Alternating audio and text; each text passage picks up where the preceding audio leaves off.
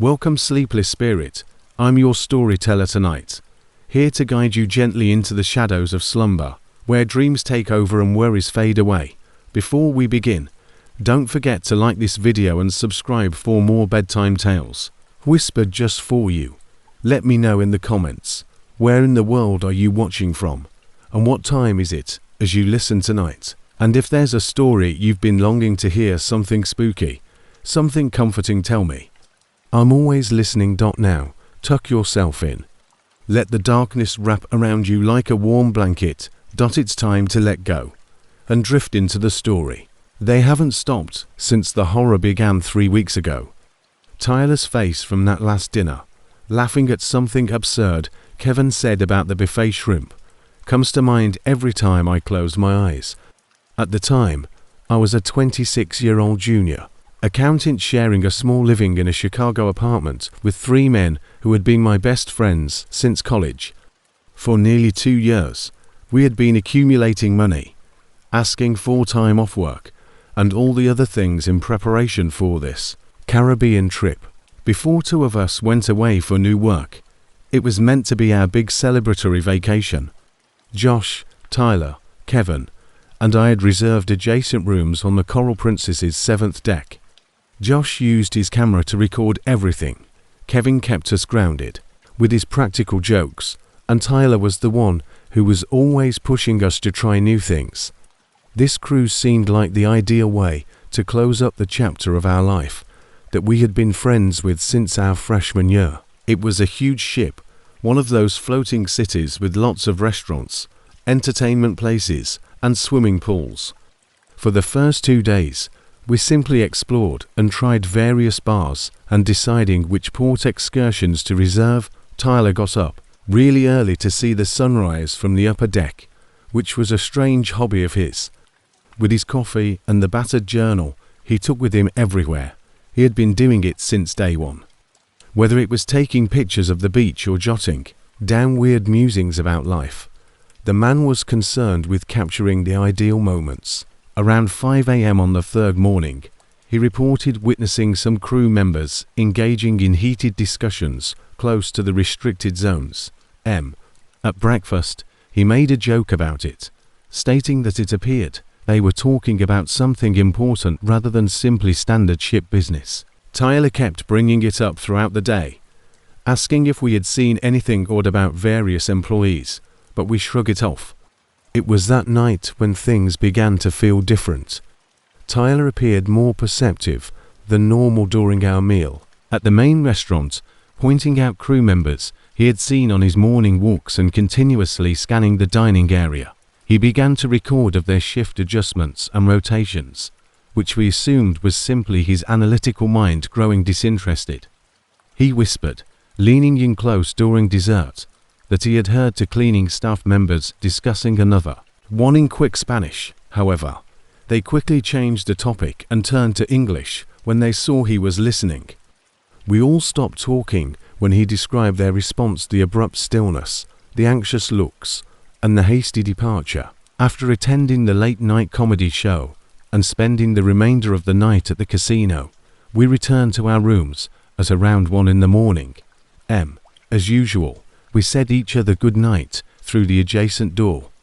Tyler was in room 7142, which was just next to me. For perhaps 20 minutes, I could hear him moving around, pulling drawers, running water, the regimen for going to bed. His TV switching to a late-night chat show was the last thing I heard, which wasn't strange because he frequently dozed off with it on. That night, the water was especially choppy, and the ship's shaking actually accelerated my sleep. At 6:47 a.m., the hammering on my door began. I looked at the digital clock, dazed and disoriented, wondering why cleaning would be so combative at such an early hour, yet I know the precise time. It wasn't housekeeping, though. Josh and Kevin were there, talking over each other and appearing to be in a hurry. In order to surprise Tyler with coffee and pastries from the breakfast buffet, they had gone to his room. However, he was absent. He had not yet made his bed, fresh writing from the previous evening was in his journal, which was open on the desk. Additionally, the drapes were whipping and his balcony door was wide open, in the early wind. He still had his coffee maker, ready for his typical 5 a.m. The timer never went off, but it was routine. After calling ship security right away, crew members began to fill our hallway in a matter of minutes. Our statements were taken, with what appeared to be practiced speed, by Captain Martinez, the stern woman in charge of security. She inquired about Tyler's mental health, including whether he had been drinking excessively and whether he had a history of depression or sleepwalking. It seemed as though she had practiced her queries a lot. Her attitude changed a little when we brought up Tyler's insights on crew talks and his propensity to explore restricted places. As she grew increasingly official, she informed us that travelers occasionally misunderstand procedure, operational talks, and that Tyler's early morning routine had probably resulted in a sad mishap. 2 hours later, the ship was announced. There was a minute of quiet after a sobering announcement about a passenger who had gone overboard during the night. Here's what troubled me, though. In reality, they never conducted a complete search of the ship. No methodical room-by-room inspection. There was no notice asking other travelers if they had noticed anything out of the ordinary. Rather, they immediately went into their overboard protocol, using binoculars to survey the ocean surface and calling the Coast Guard. Captain Martinez clarified that the deck cameras had been undergoing maintenance when Josh proposed that they see the security footage from those cameras. The time appeared to be impossible, and she gave her explanation too swiftly, like if she had already planned it. The three of us were sitting in the main room that afternoon, trying to figure out what had happened, when we heard a conversation that confirmed our suspicions. A maintenance worker, to crew members, and an individual from at a nearby table. Guest services were conversing softly, perhaps thinking we couldn't hear them over the background noise. The maintenance man talked about the third one this season, and how they needed to choose their applicants more carefully. The woman in charge of guest services hushed him, reminded him right once that management is in charge of the paperwork, and that their only responsibility was to keep the schedule in place. They quickly stopped talking and started walking away in different directions. When they realized we were listening, the remainder of the day was spent discreetly looking into it, chatting with other travelers, and inquiring casually whether they had seen anything out of the ordinary. Around 2 a.m., an elderly couple from Texas informed us that they had overheard a fight on the deck above them. However, they only saw crew members cleaning equipment when they peered out their balcony. One woman who was traveling alone reported that the previous evening, she had seen someone being escorted through the service hallways, but she had assumed that it was simply a drunken traveler being assisted to their room. Each tale we heard depicted a scene of late-night activities that were inconsistent with the regular operations of cruise ships. When we followed up with the crew guarding their protocols and procedures, their explanations got more and more erratic. Our final night on board the cruise was the tipping point. Josh had been recording everything on his phone, including pictures, notes, and chats, and he intended to get in touch with the police when we got to port. Approximately 11 p.m. someone knocked on his door. Two crew members said they had to check his room and reported maintenance problems when he opened it. When Josh declined, they presented him an official-looking document concerning required safety checks. They were kind, but persistent. His phone unexpectedly vanished from his nightstand as they were inspecting his room. After 20 minutes, the crew members departed after finding nothing amiss, but Josh's evidence was gone. Later, Captain Martinez clarified that phones can occasionally get lost during harsh waters and volunteered to assist him in submitting a claim for missing property. Knowing that we would never truly know what had happened to Tyler, we disembarked the following morning feeling both sad and frustrated. 2 weeks later, the cruise line issued us an official letter of condolence, explaining that their inquiry had found Tyler had gone overboard while going about his morning routine. In addition to asking us to sign a statement admitting their extensive research, They enclosed a tiny reimbursement check. We didn't sign it. Rather, Kevin located a marine attorney who focuses on cruise ship mishaps, and we discovered that Tyler wasn't the first traveler to vanish from that specific vessel. Over the previous 3 years, there had been at least 6 instances like this, all determined to be unintentional, involving travelers who had been inquiring or investigating forbidden regions. The cruise line has strong legal staff, and the majority of mishaps occur in international waters where jurisdiction becomes complex, but the lawyer is still assembling a case. Every day, I'm worrying if Tyler found something that would have made him hazardous to their organization, and if the truth about what actually happened that night will ever be revealed. I will always be haunted by what transpired on that cruise ship. I'm a 34-year-old Denver accountant who reserved a spot on the Ocean Majesty for a leisurely week in the Caribbean last September. I had finally received the promotion I had been pursuing after working 60-hour weeks for 2 years at my company, and during my yearly visit, the doctor had begun to make scathing remarks about how stressed I was. The vacation appeared to be the ideal cure. 7 days of no spreadsheets at all, poolside relaxation, and limitless food. Although I had never taken a cruise before, the brochure presented it as a floating paradise with plenty of entertainment options, numerous dining options, and enormous pools. My expectations were fulfilled during the first 3 days.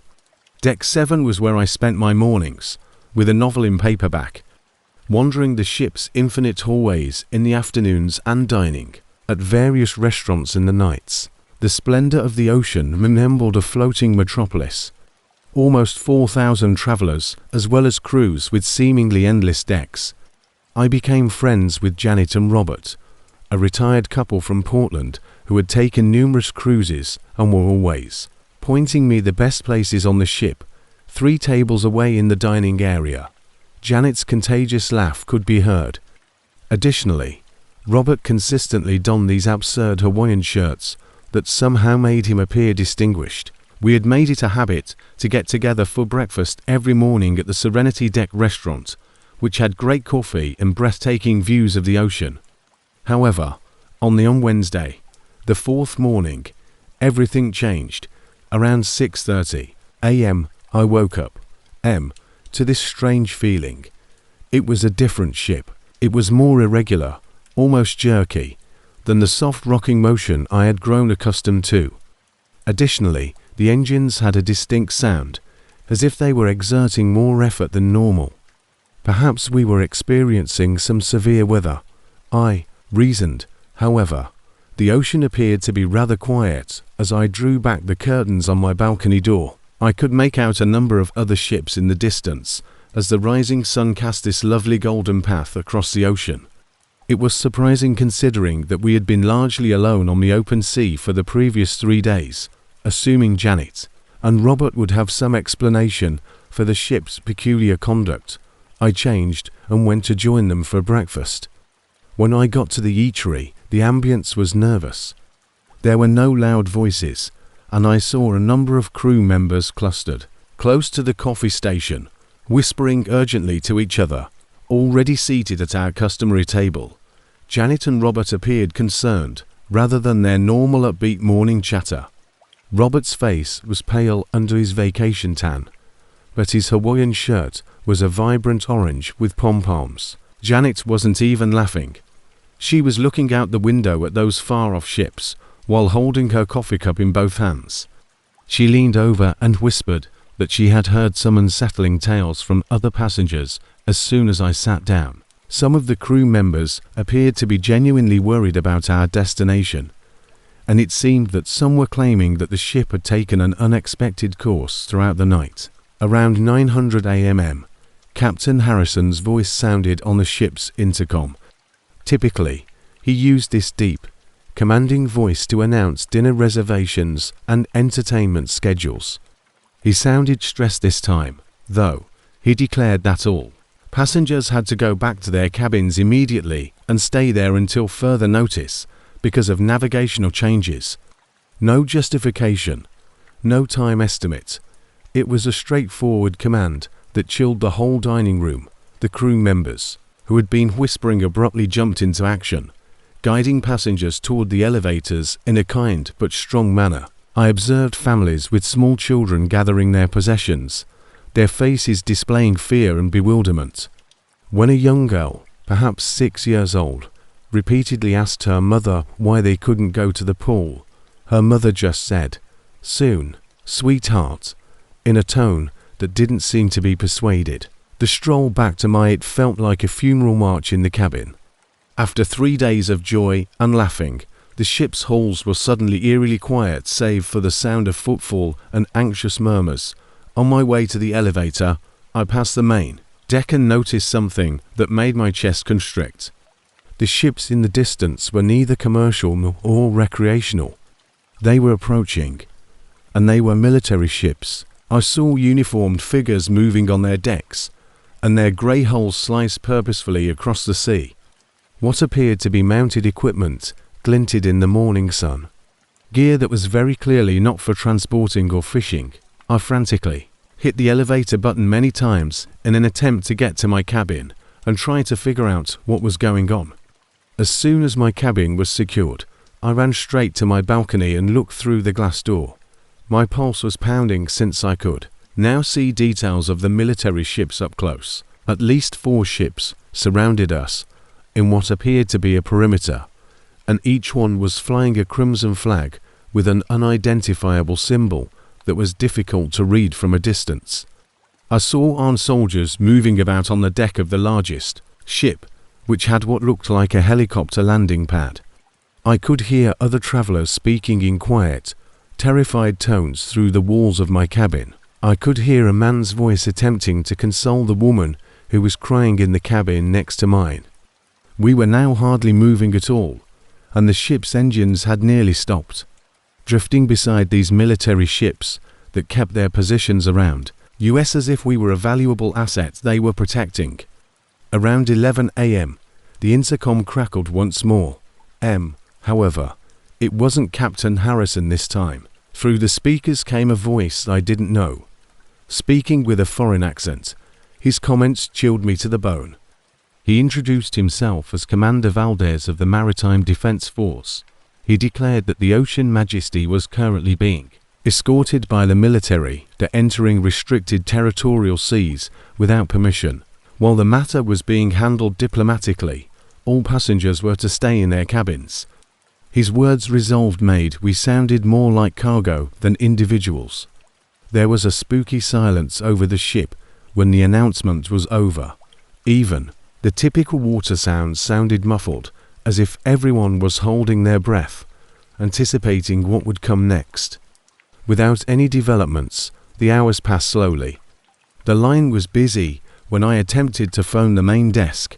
I tried to connect to my family using the ship's Wi-Fi, but the internet was down. I could see the military ships standing their ground, never more than a few hundred yards away, via the door of my balcony. Approximately 2 p.m., overhead, I could hear multiple helicopters, their rotors making a loud boom that shook the ship as a whole. As I put my face against the glass, I noticed them flying like mechanical vultures over us. Compared to the others, one helicopter was significantly larger, and I could see uniformed on the upper deck of our ship, figures are rappelling down ropes. It was all horrifyingly true when we saw armed soldiers actually boarding our ship. This was not a simple miscommunication that could be resolved over the phone. We were indeed caught in the midst of a global crisis. The uncertainty was the worst. Neither the nature of the situation or its duration was known. The old couple across the hall from me was arguing angrily over whether or not to try to leave their cabin, and I could hear children sobbing in other cabins, while his wife pleaded with him that he would do anything that might worsen the situation. The guy persisted in claiming they had rights as citizens of the United States. 4:00 p.m. I heard footsteps coming from the hallway. The typical crew wore soft, cheap shoes, but these were heavy boots.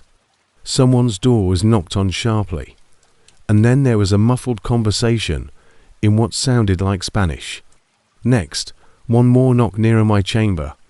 I could feel the thumping of my heart in my throat. I was petrified when the knock on my door arrived, terrified to answer, but also terrified of the consequences if I didn't. When I opened the door, I saw a young woman called Lisa, who had been serving drinks at the pool bar just the day before, standing in the corridor with a uniformed soldier. Lisa's normally cheerful smile had been replaced by barely controlled panic, and she looked scared. The soldier was using a list to compare room numbers, and he requested my identity in English with a strong accent. His gear appeared serious and operational, and his uniform was clean and military specific, with patches I didn't identify. He looked at my passport, then just nodded and went to the next door. Lisa briefly drew my attention, and before they moved on down the hallway, I saw her utter the word sorry. In some way, that little encounter gave everything greater substance. Seeing a person had laughed with a few days before turned into a scared tour guide for international military personnel. Approximately 7:00 p.m. when Captain Harrison's voice came back over the intercom, he sounded entirely different. Something that verged on defeat took the place of his customary tone of confidence. The ship had indeed entered disputed territorial waters, he declared. Waters because of navigational errors, he said, adding that diplomatic talks were still in progress. He reassured us that we should maintain our composure and patience, since our safety came first. Then he spoke something that numbingly affected every part of my body. According to him, the ship's initial course had been changed to maximize fuel economy, and that this choice had resulted in our current situation. As the ramifications of his remarks became clear to me, I understood that someone had deliberately chosen to bypass restricted waterways in order to save money, and 4,000 individuals now were bearing the consequences. Armed troops patrolled our decks, and military warships held their positions throughout the night as the standoff continued. After what I later found out were lengthy diplomatic conversations, we were freed the following morning. However, the cruise line discreetly resolved lawsuits and, within weeks, dismissed Captain Harrison. I'll never forget the sensation of being utterly helpless in the middle of the ocean, caught between global politics and corporate avarice, even though I never found out exactly which country's seas we had invaded.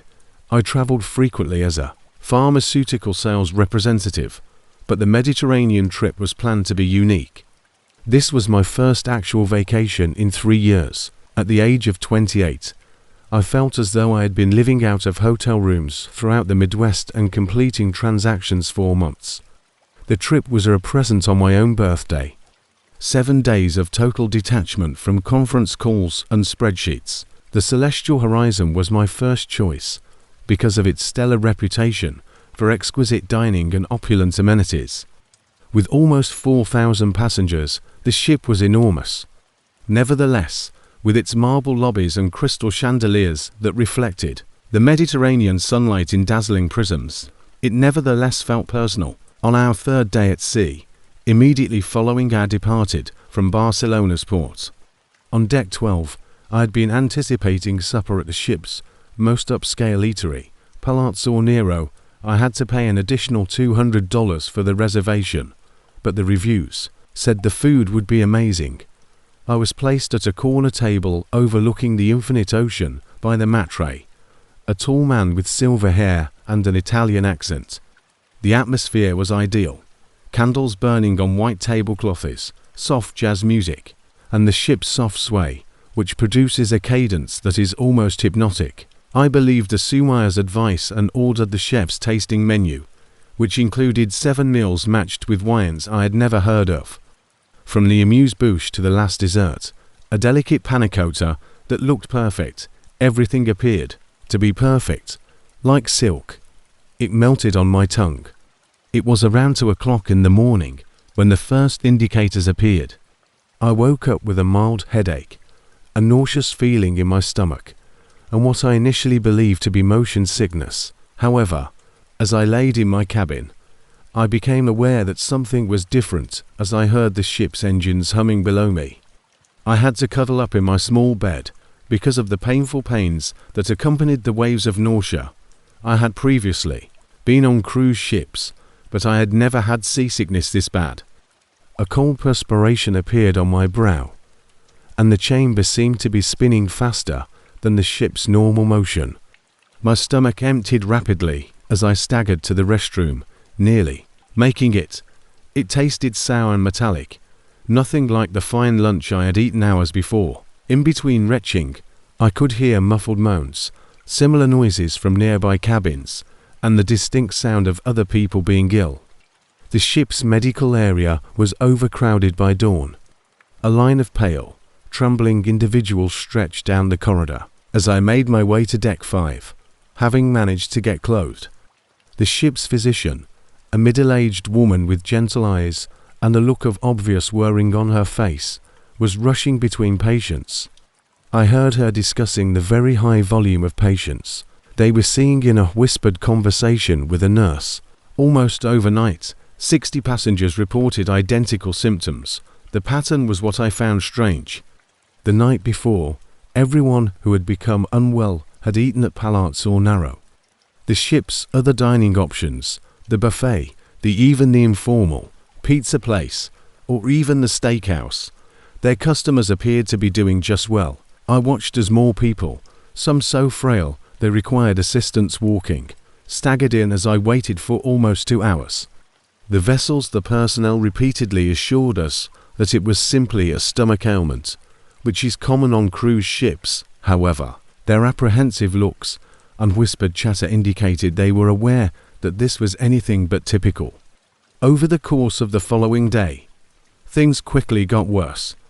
What had begun as a serious case of food sickness soon turned into something much darker. After their health worsened, 3 passengers, a young mother traveling with her teenage daughter, and an elderly couple from Ohio were transferred to the ship's intensive care unit.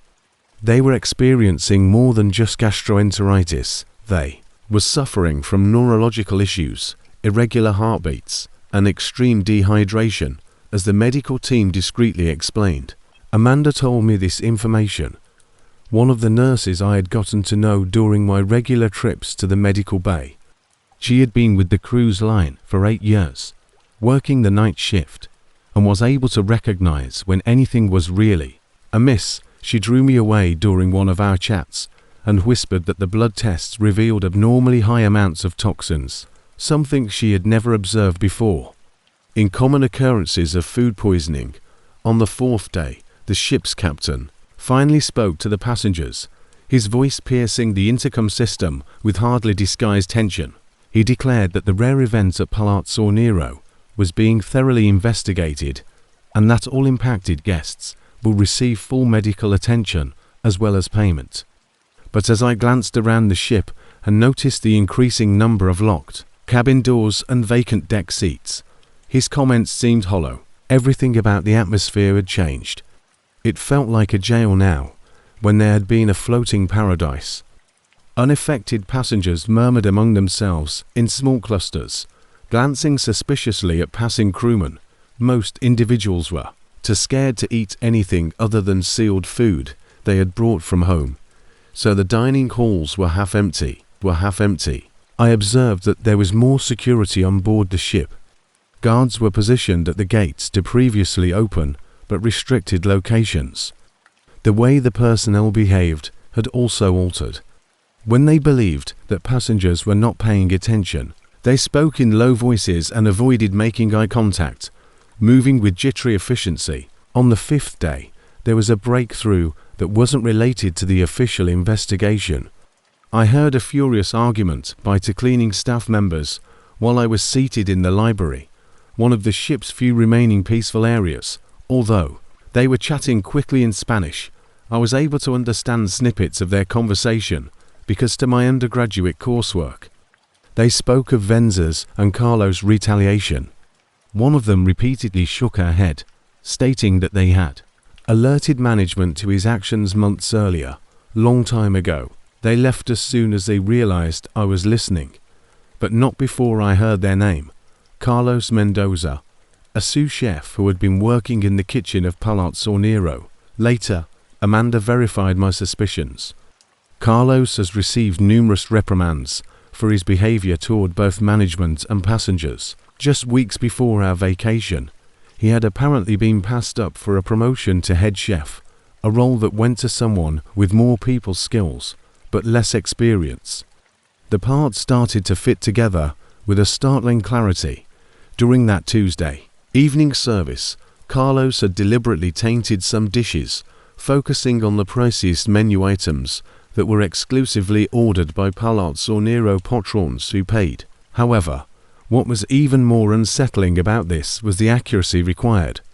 He had miraculously avoided poisoning other crew members or diners from other restaurants, indicating that this was a planned attack rather than an angry outburst. Amanda informed me that they had discovered remnants of an industrial cleaning solvent combined with a typical culinary item, something that would seriously harm the insides while masking the taste. The insight struck me like a blow to the body. We had more than simply food poisoning. We were victims of one man's perverse quest for retribution against the cruise business. Knowing that Carlos was still on board, still cooking, still pacing the halls as passengers suffered as a result of his willful activities, was the worst part. After I came to terms with the reality, my paranoia became oppressive. Each crew member turned into a possible danger. Each meal is a potential weapon. I began to notice things that I had never noticed before. The manner some employees avoided making eye contact. How certain people appeared to know more than they were disclosing. The little conflicts that exist between various departments. Through the glass barrier, I observed the kitchen crew during dinner service, observing their motions and speculating about the possible involvement of others. Were there other workers who weren't happy? Was this a component of a wider plot, or had Carlos acted alone? I was so preoccupied with the questions that I was unable to unwind or take enjoyment in the little things in life. I started stockpiling food from the gift store that I could be sure were in sealed packaging. I struggled to fall asleep as I laid in my cabin, paying attention to every footfall in the hallway, and worrying that someone may mess with the ventilation system, put something beneath my door. Once a floating palace, the ship now seemed like a labyrinth of possible threats. Day 6 was the pivotal moment when I saw something that validated my worst suspicions. Around midnight, unable to sleep, I was strolling by the crew quarters in the hopes that the night air on deck would help me relax. I caught Carlos chatting animatedly with two other staff members I didn't recognize through a partially open door. I was so cold because of the contented look on his face. It was the face of someone who had done exactly what he had set out to achieve, not of someone who had made a horrible mistake. I heard bits of Spanish mixed with English. He gestured toward the passenger areas and the higher decks. He said something about showing them what happens when you don't respect us and teaching them a lesson. The other crew members became uneasy. One of them backed up from the chat and shook his head. But Carlos kept talking, his voice becoming more enthusiastic and self-satisfied.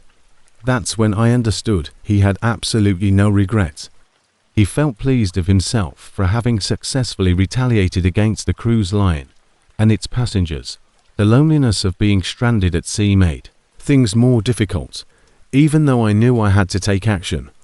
The following morning, I went up to Amanda, along with all I'd heard and seen. She confirmed that Carlos had been assigned to run the kitchen during our disastrous dinner service, while she listened in increasing dread. We all agreed to get around the ship's security, who might be corrupted or just inept, and make immediate touch with the authorities. Amanda assisted me in calling the Coast Guard using the ship's satellite communication system, giving them comprehensive details regarding Carlos's identification, his motivation, and the proof we had collected. It was a prompt and decisive answer. Our ship was captured by a Coast Guard cutter within hours, and federal agents boarded to apprehend Carlos. Most passengers were unaware that the arrest was taking place because it happened so swiftly. They merely noticed more security guards, navigating the ship with efficiency and purpose. After Carlos was taken into custody, the matter was resolved quickly. He admitted to purposefully poisoning the meals with industrial cleaning chemicals after being confronted with overwhelming evidence and the testimonies of other crew members who had previously been reluctant to speak up. According to the inquiry, he had been preparing this attack for weeks, carefully researching the restaurant's protocols and timing his activities to inflict the most damage. We received appropriate care for the chemical poisoning, and all impacted passengers were promptly evacuated to a medical center in Naples. The cruise line eventually declared bankruptcy after being the target of numerous lawsuits. More significantly, though, Carlos was found guilty of bioterrorism and attempted murder and given a 15-year sentence in federal prison. I fully recovered following a few weeks of therapy. The experience taught me that evil may lurk behind the most commonplace appearances, and that often the greatest risk comes from people who believe they have nothing left to lose. Even though I will never be able to enjoy exquisite dining in the same way again, I still look for seals on my food packaging today and steer clear of dining at establishments where the kitchen is hidden from view. Even when justice is done, some worries never go away. Although it wasn't exactly my ideal employment, working the night shift as a pool deck supervisor on the Celestial Voyager was sufficient to support me while I completed my degree in marine biology. 2019 spring has been a long one. Cruise season is in full gear, with youngsters yelling during the day and an unsettling quiet that descends on the pool decks after dusk. When no one was looking, I would occasionally steal a snack from the passenger buffets and eat any leftovers I could find in the crew mess hall while bunking in a small crew quarter on Deck 3. I was 22 years old. Under the dim deck lights, I would mostly spend my shift reading textbooks. Occasionally, I would patrol the perimeter to look for any passengers attempting to sneak in for a midnight swim or any equipment problems. After 11 p.m., all access to the pool areas was prohibited. That was made very obvious by ship policy, particularly while we were at sea. The isolation was what made the work tolerable. In the peaceful hours between midnight and 6 in the morning, I was the only one. In the aquatic complex, the Olympic-sized lap pool, which was set aside for serious swimmers and morning water aerobics courses, the main pool, the cat splash area, and the hot tubs. After navigating the turmoil of families, the quiet was nearly restorative. Passengers who were intoxicated all day, on a deck chair by the main pool, I would set up my small command center. There was a thermos of coffee that would keep me going all night, and textbooks arranged on a little table. The only noises were the soft far below.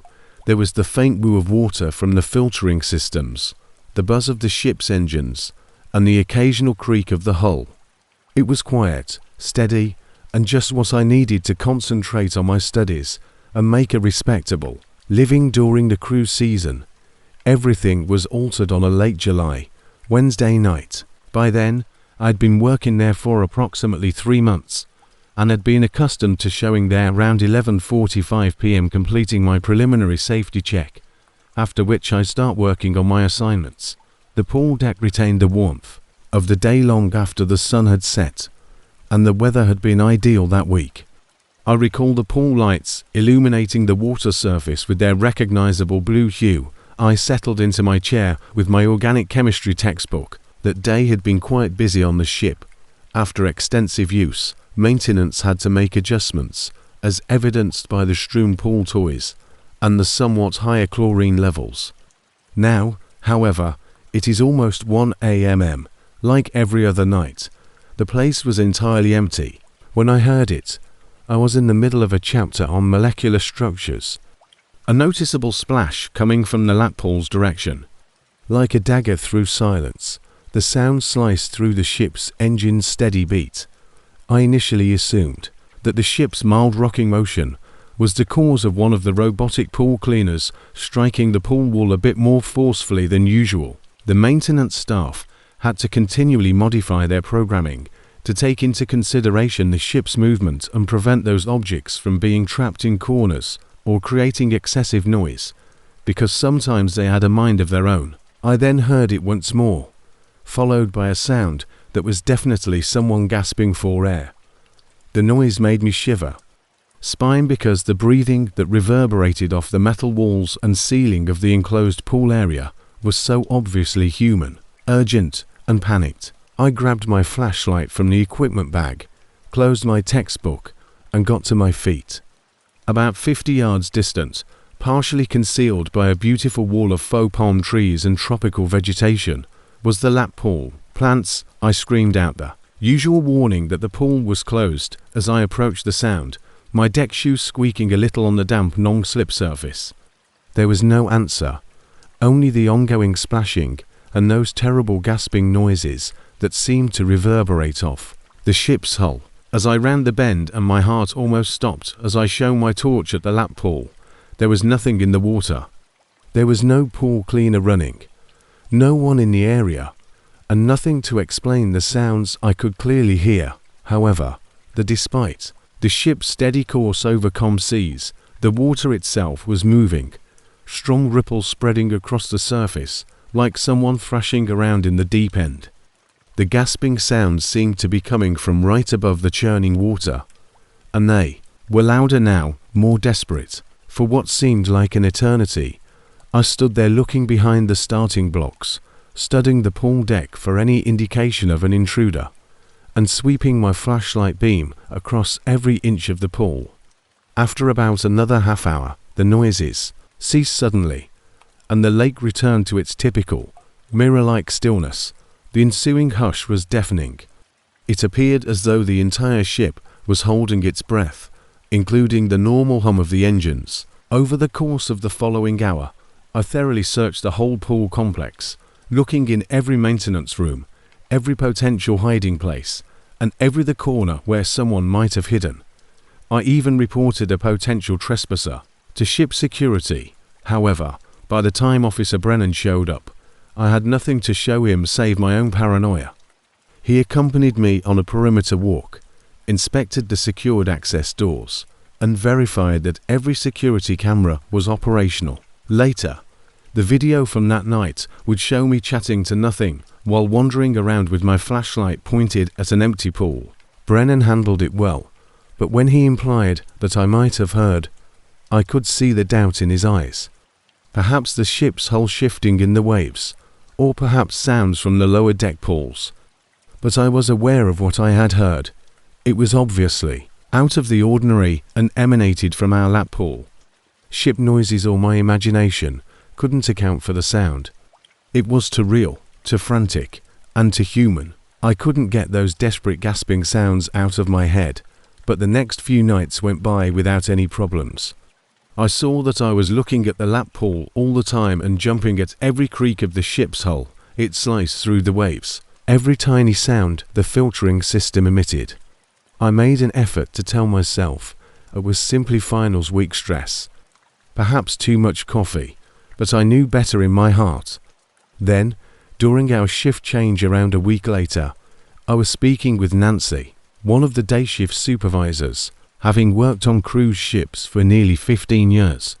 She was an experienced worker who was well versed in the fleet's history and rumours. When I mentioned in passing that her expression entirely altered to one of the strange noises I'd been hearing at night, she pulled me away by the equipment storage area after checking to make sure no one else was listening. It was then that she told me about the events of a crossing that took place in the spring of 2017. Something that has been wiped out of the official documents. In what should have been a light-hearted hazing ceremony, two young men, both college students on their first contract on the ship, had perished in that same lap pool. Their names were to 19-year-olds from small Midwest towns named Benjamin and Nathan, had never worked on a cruise ship before. Nancy claims that one night on a sea day, some off-duty crew members decided to start the new guys out with a bizarre swimming challenge after drinking too much. They had supposedly tied weights to the boys' ankles and made them swim laps, while the others timed them and cheered them on from the pool deck, but the specifics were unclear. When Benjamin and Nathan both slipped under and never came back up, what had begun as harmless fun turned fatal. The additional members of the crew were too inebriated and in a panic to successfully mount a rescue. It was also too late by the time they succeeded in removing the bodies. In order to ensure that the incident never made it into any official report or news coverage, the cruise line's legal staff acted quickly, paying off families and threatening litigation.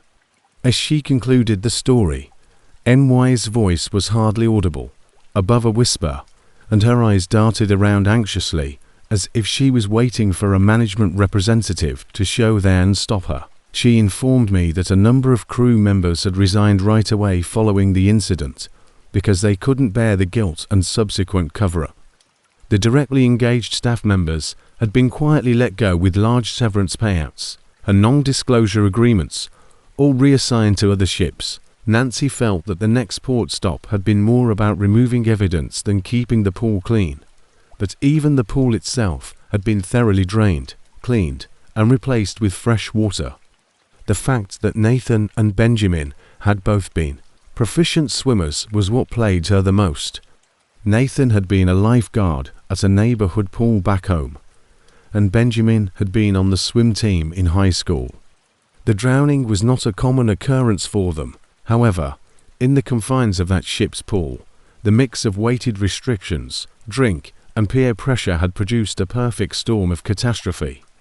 The sounds I had been hearing had a whole new meaning, hearing that story, waiting for those frantic gasping sounds to return made every night shift an exercise in controlled horror, and they always came back at the same time, from the lap pool, and they always stayed silent for just long enough to make my skin crawl.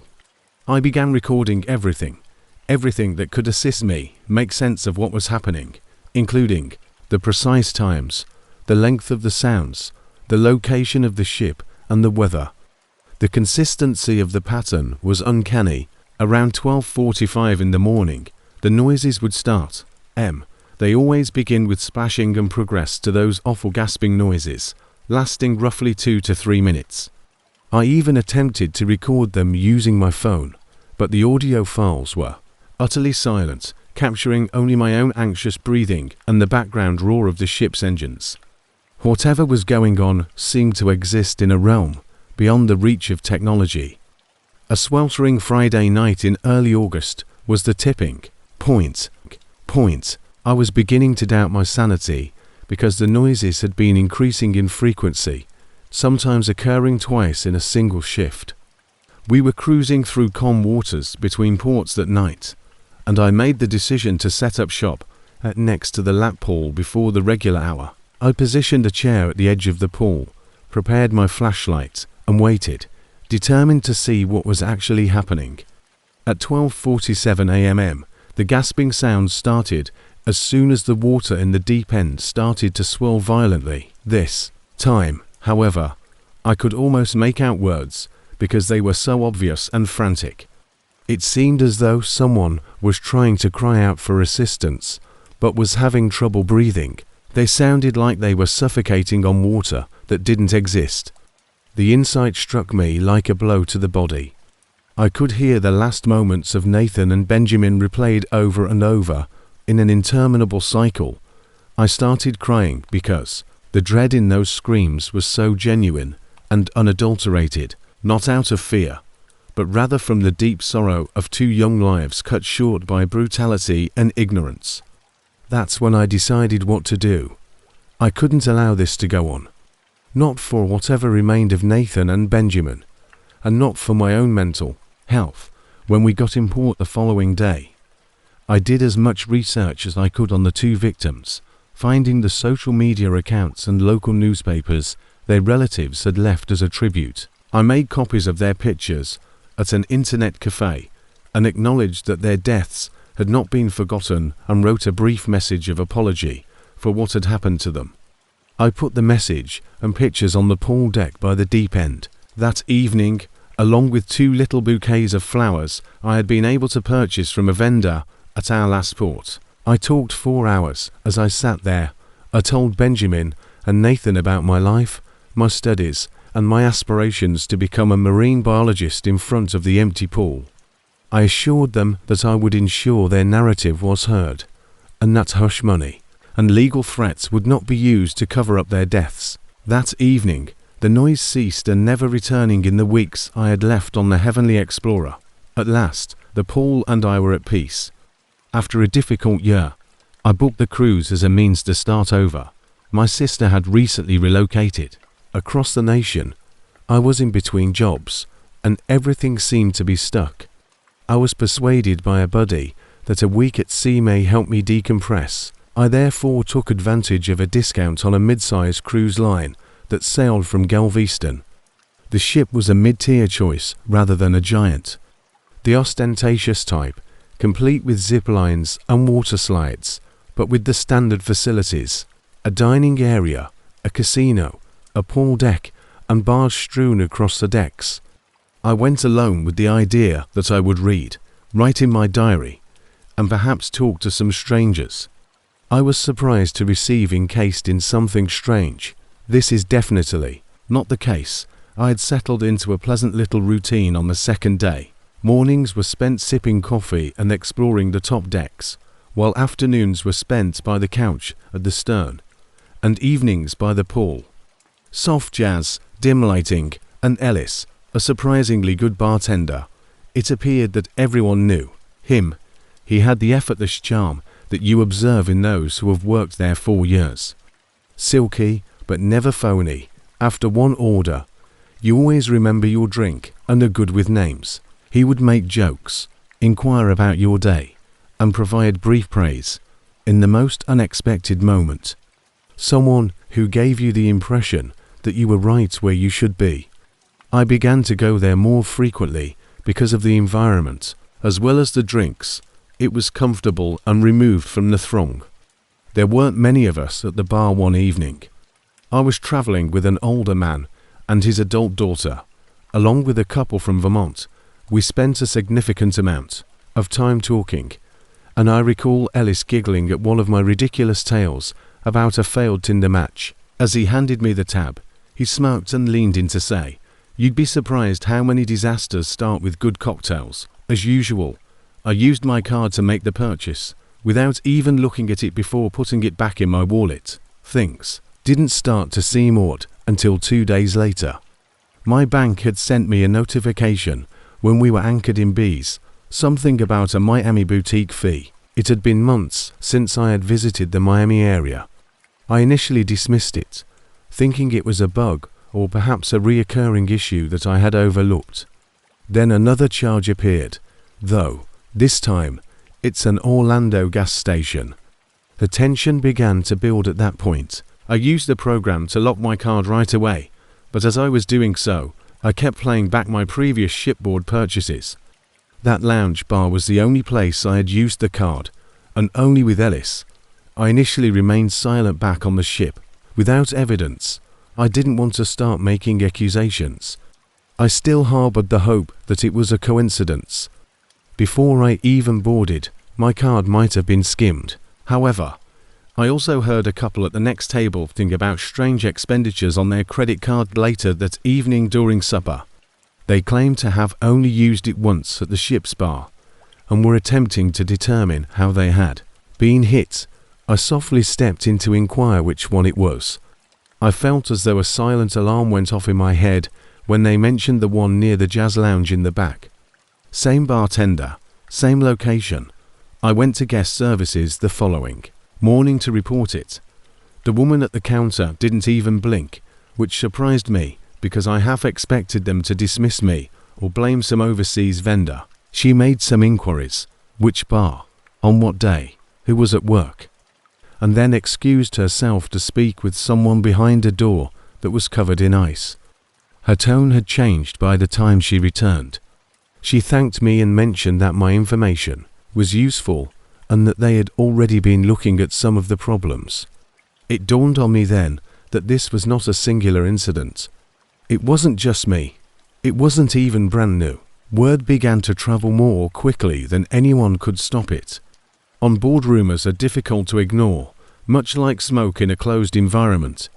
All of a sudden, people began muttering names and buzzing in corners as they took out their phones to check their banks. Ellis's name was repeated to me.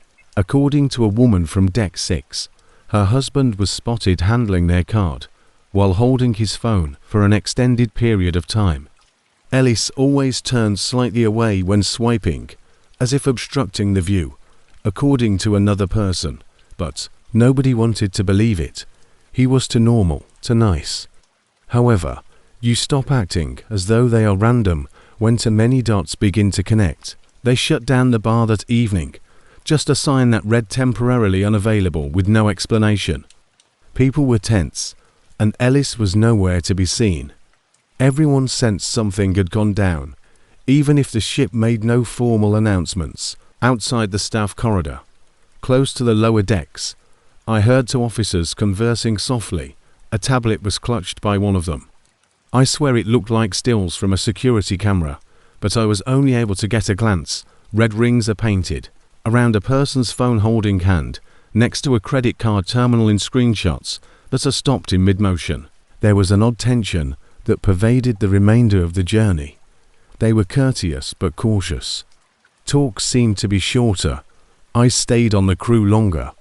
Ellis never appeared in my life again. Furthermore, nobody would openly discuss what had happened to him. But in the silence, there were rumors. According to one story, he had been discreetly taken to the next port. Another said that after seeing the security tape, he had admitted to everything. According to someone, his phone included dozens of pictures, cards, names, numbers, and expiration dates up close. The trust was lost. Regardless of the truth, I kept mentally reliving our exchanges. He grinned all those times, his easygoing manner, his quips, and the times when you thought he genuinely cared. I was moved by that. The theft wasn't the only thing. It was the manner in which he gave you a sense of security. There were levels to the deception. The acidic flavor lingered long after I disembarked from the ship, because it was almost lovely. He was more than just a money thief. He employed trust as a tactic.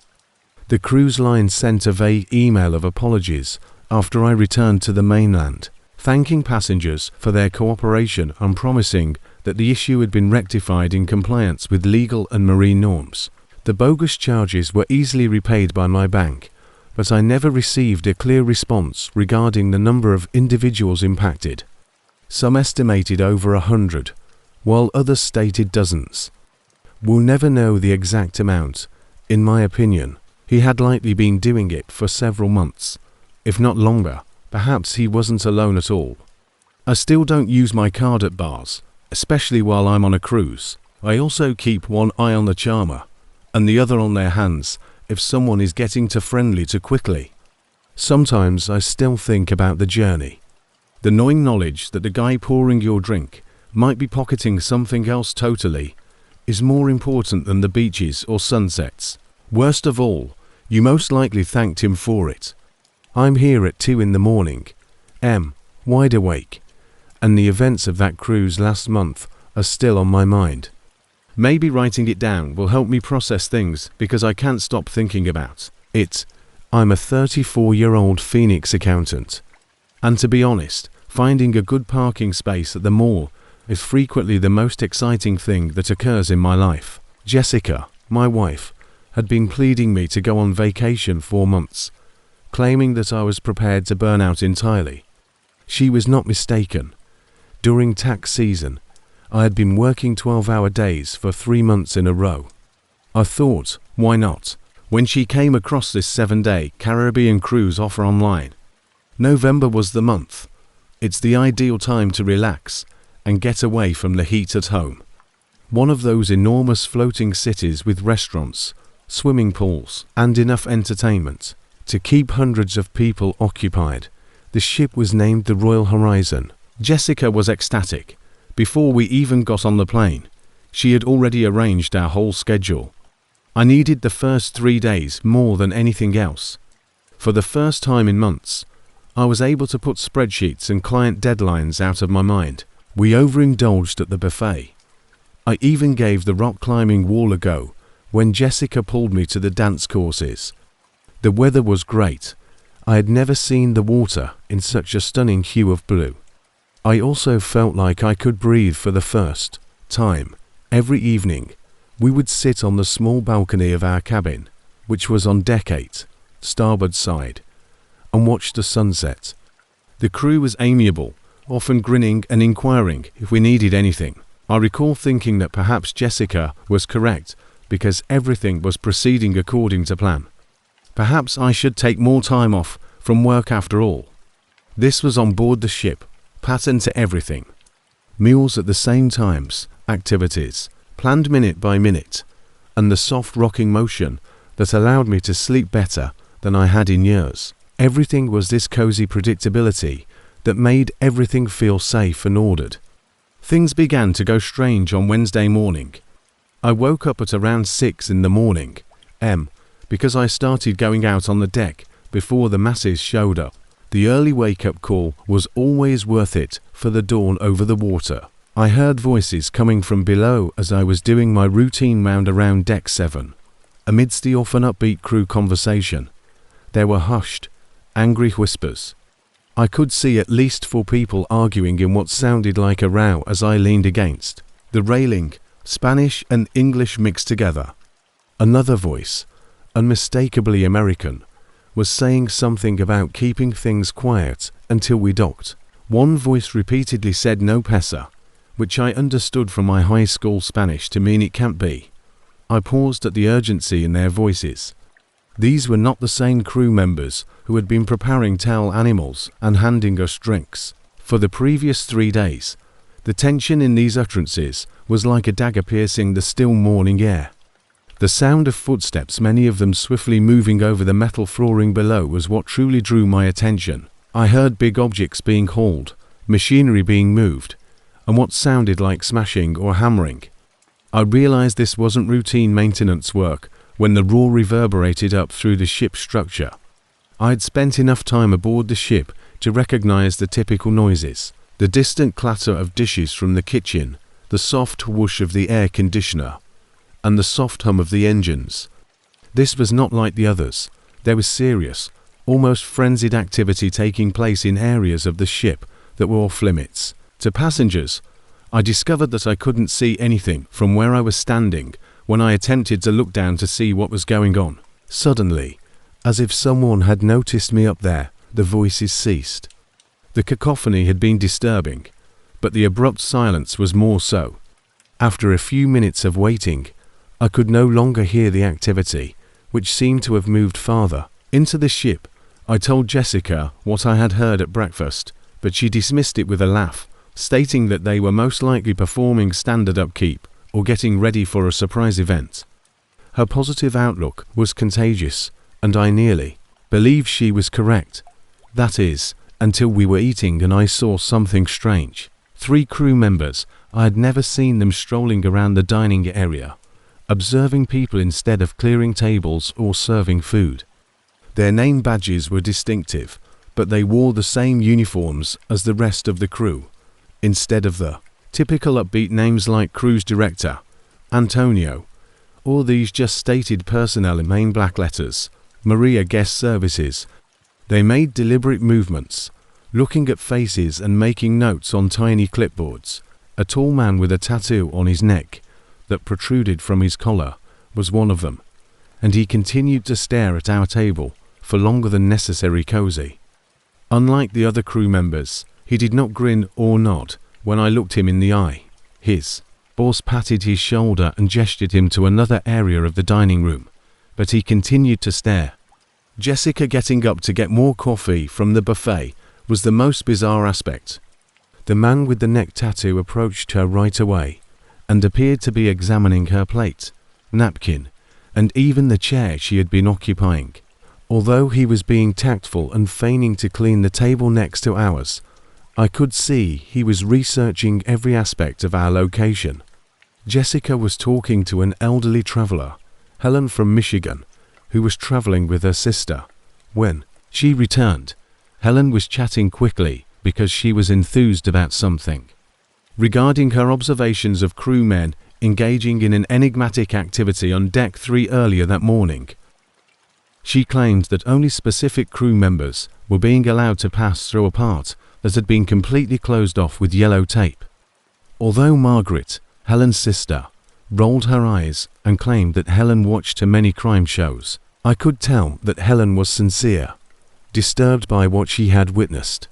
My gut clenched with a sense of fear I hadn't experienced since I was a child, knowing that someone else had observed strange activities. The atmosphere aboard the ship had changed entirely by Thursday afternoon. Passengers began to hear rumors that something was happening on the lower decks. Individuals were congregating in tiny groups, whispering in the corridors, and exchanging theories about what they had heard or seen. The way the personnel behaved had also altered.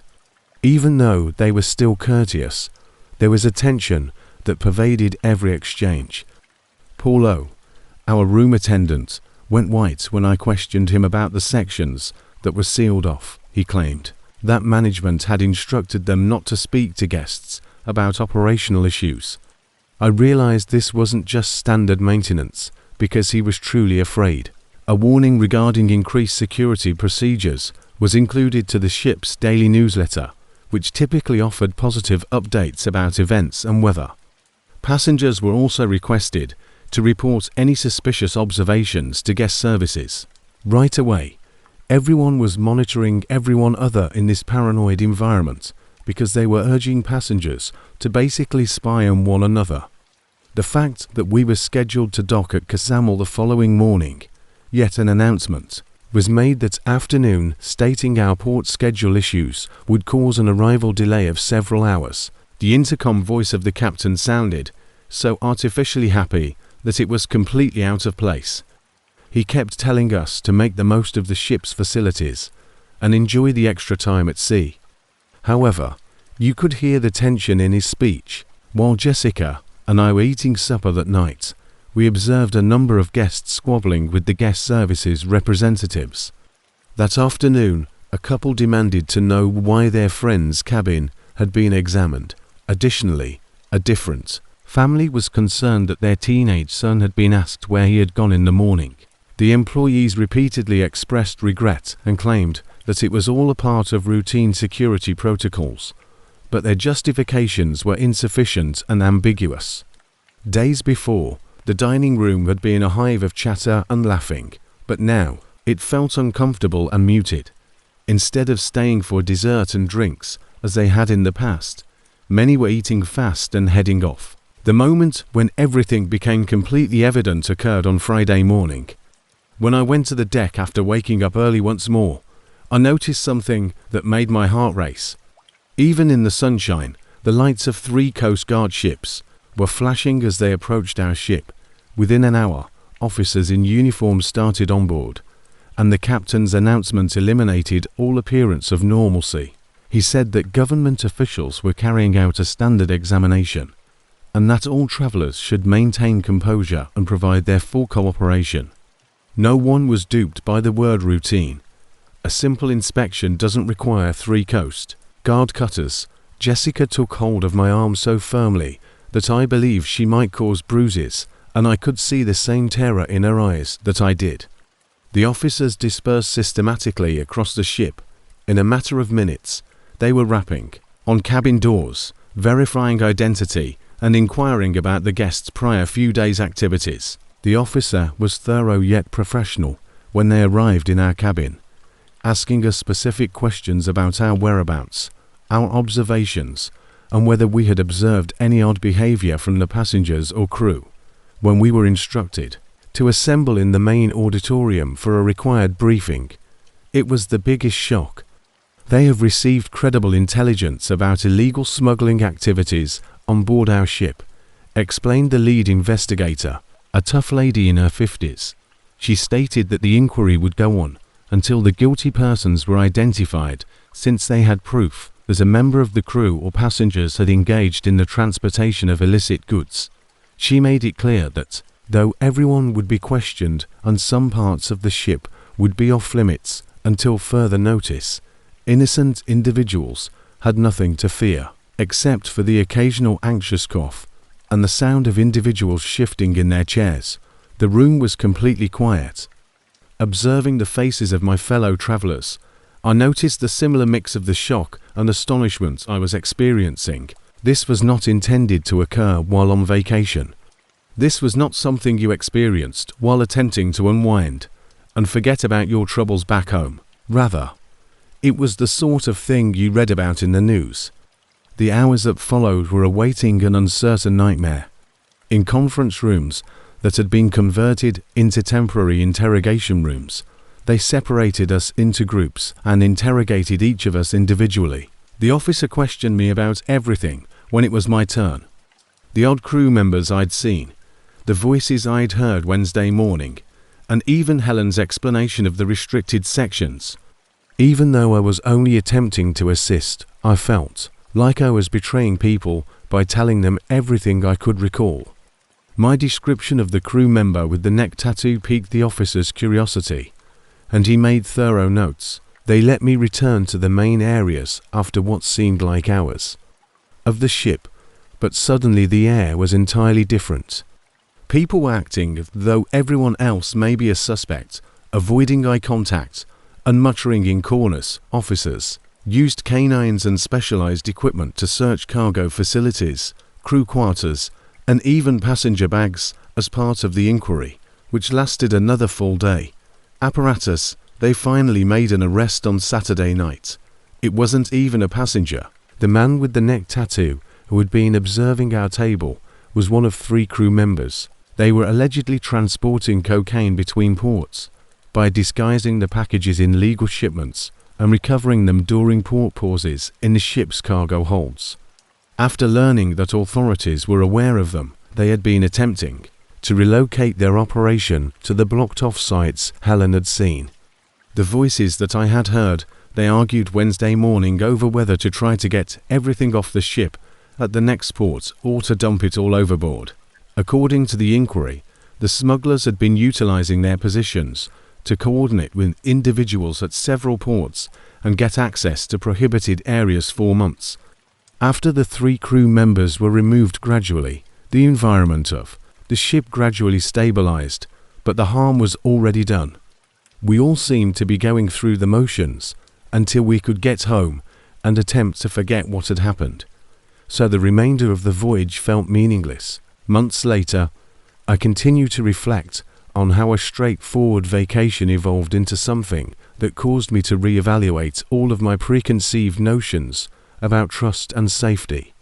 Music I had been saving for that cruise for more than a year. Something calmer, more laid back, not one of those crazy party ships. It was primarily a mid-range line, a few lone tourists like me, as well as families and elderly couples.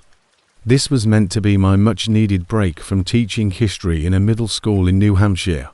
The initial days were pleasant, with a quiet sea, good meals, and a gregarious elderly couple. They made me think of my aunt and uncle at the dinner table. The ship then veered off course on the 4th morning. Word got out that someone had fallen close to the pool deck, but no notification was made at first. They hurried a stretcher beyond the buffet. Seizures and strokes were whispered. Finally, at midday, the captain announced over the speakers that we would be making a quick, unforeseen stop to bring the passenger medical assistance. At a port I'd docked never known of, it appeared to be a supply station other than a true stop, was a single, long, narrow pier that led to a few dilapidated dwellings. There were no vibrant marketplaces or signs, or tour guides, like at the other ports, only heavy, muggy air and an unusually strong sun. At about 2 p.m., the crew announced something, stating that while the medical transfer was taking place, we may spend a few hours on shore, as long as we didn't outside the approved region. While the majority didn't care, some of us were intrigued and stir-crazy. I left with a small group of people, primarily elderly people, 2 teens, and Brandon, a guy I had spoken to earlier in the week. Wearing cargo shorts and an Arizona Cardinals hat, he appeared to be in his early 30s. He was reserved yet genuine in his friendliness. We strolled around the harbor district, which had the strange desolation of a location that wasn't anticipating visitors. One building contained a small bar, and another had a woman selling gum and bottled water from a cooler. There's no music, only a dusty fan circling slowly overhead. Brandon and I spent some time sitting on a bench close to the dock's edge. He joked that he wasn't sure if ocean air was making him feel better or worse after talking about how he was flying alone following a split. Around 400 p.m., a crew member began using a bullhorn to summon people back. Thus, we all crept in the direction of the gang path. Brandon is well in my memory. He was nodding in agreement with one of the adolescents as he walked in front of me. He was the first person to board the ship, before I could no longer see him amid the mob. We even briefly waved. It was an odd dinner that evening. Martin and Evelyn, the pair at my table, kept looking at an empty chair close to them. Martin added, leaning in my direction, "Branton was meant to sit here. Give it much thought. On cruise ships, people frequently miss dinners." He might have been eating at the buffet or exhausted. However, the ship was bustling by sunrise. The door of his stateroom was reportedly left open. According to another, a steward had entered and discovered it was empty. Nothing, no bag, no clothes. Then, right before lunch, a woman by the atrium began to speak louder. She claimed to have witnessed Brandon return to the ship. In addition, 3 people immediately agreed with her. When questioned about it, the crew denied he ever reboarded, despite describing the same grey backpack and red hat. By the afternoon, the atmosphere aboard had changed from light-hearted worrying to subdued anxiety, with statements like "we're looking into it." Crew members sidestepped direct inquiries concerning Brandon. "Or we've got protocols in place." Evelyn, who had been strangely protective of Brandon despite their limited acquaintance, began to inquire. The on-duty officer pretended to be perplexed when she told me that she had gone to the front desk and wanted to speak with security, claimed that the passenger list did not contain anyone with that name. It became odd at that point. I had no doubt that Brandon existed. I had talked to him and sat next to him. I had witnessed him re-entering the ship. But when I looked at the daily itinerary from the beginning of the vacation, none of the events we had both attended had his name on it. He appeared to have been cleaned out of curiosity. I even returned to the tavern we had visited on land.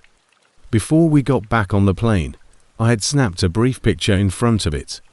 Brandon was not there when I zoomed in, but I could see a few other folks in the background. I took another look at my phone's gallery. Nothing. I remembered snapping a photo with him sitting next to me, but there was not a single picture of him. He began to play with my mind in that empty spot where he should have been. Evelyn claimed to have seen him on the first day of the lifeboat training. He lent him a charger, according to a teen group member. However, currently those who had only spoken to him 2 days prior were suddenly uncertain. One woman replied, "Maybe I'm mixing him up with someone else," in a somewhat shaky voice. I wandered the upper deck late that night in an attempt to decompress. The ship was silent. Approximately 1:30 a.m. I heard something as I went by one of the crew-only doors by the back stairs. On the opposite side are slow, deliberate footsteps. I paused and waited. After a while, the steps came to a sudden halt. I took a step back and descended a level. Something was stuck beneath one of the ornamental plants as I passed the tiny library area, a badge that has been laminated. I picked it up even though it wasn't mine. I suppose it's instinct. It only contained Brandon's first name, room number, and no picture.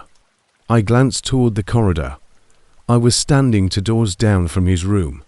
I paused, then went because I had to see it for myself. The door was broken.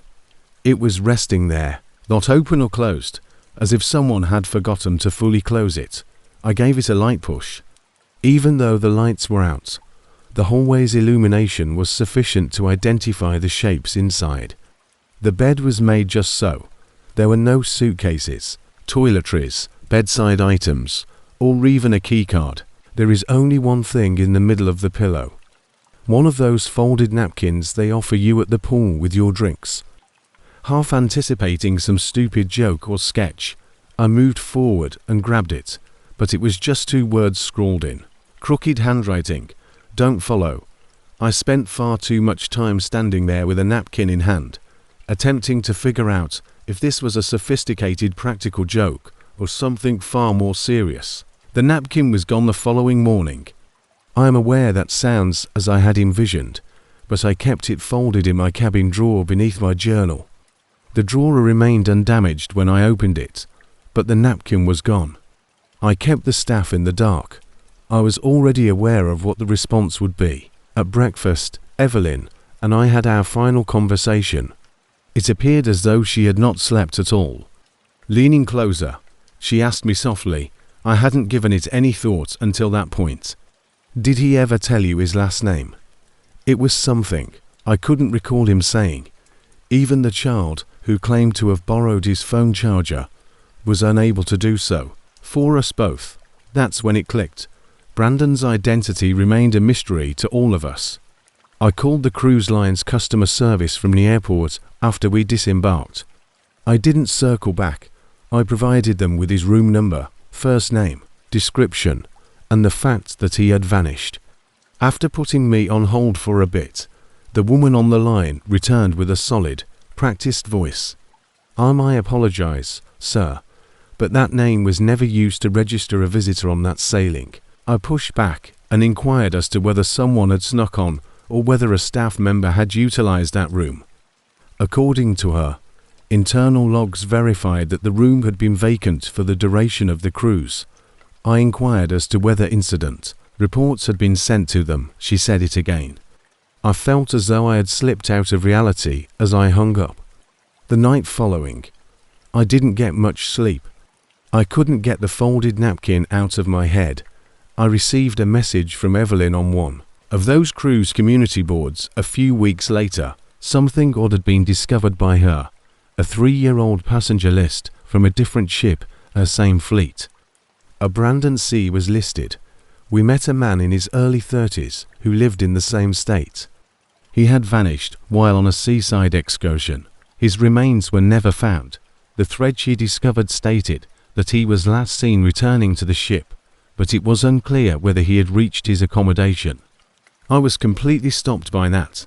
It took me 3 readings to fully comprehend the post, name, age, and the gratifying detail. It couldn't be a coincidence because it was too exact. Nevertheless, nobody ever discussed that occurrence in public. No remark or news from the cruise line. I'm still unsure as to whether Brandon was real or if we were meant to meet someone or anything else, but what I observed is known to me. I am aware that we spoke.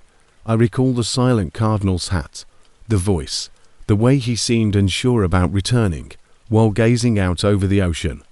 Since then, I've maintained a land vacation.